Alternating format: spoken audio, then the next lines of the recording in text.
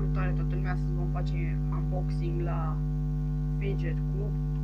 Dar ieri, el de fapt a costat 12 lei, dar l-am luat gratis ieri pentru că am luat ieri o kendama și dacă luăm o kendama primim cadou din ăsta.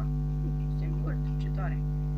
Ia să vedem ce este acest minunat fidget cube. Uite. Hai mă, ieși.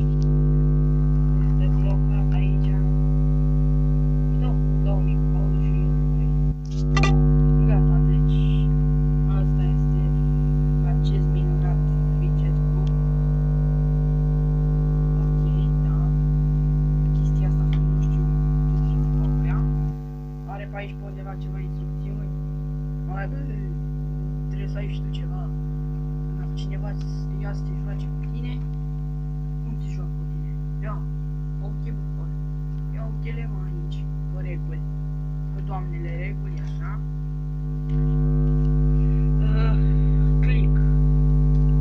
Ăsta de aici seamănă cu chestia asta de aici, așa. Ia să vedem. Ăsta este, am auzit că este un artist.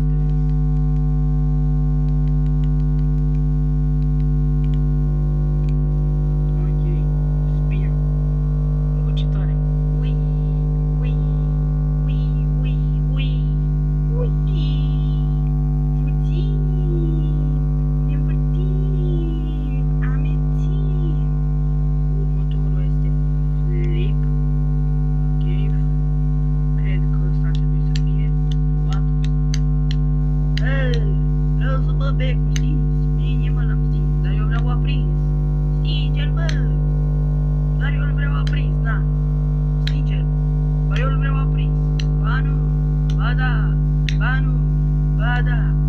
De-aia nu mai contează după 6 ore. Ba nu, ba da.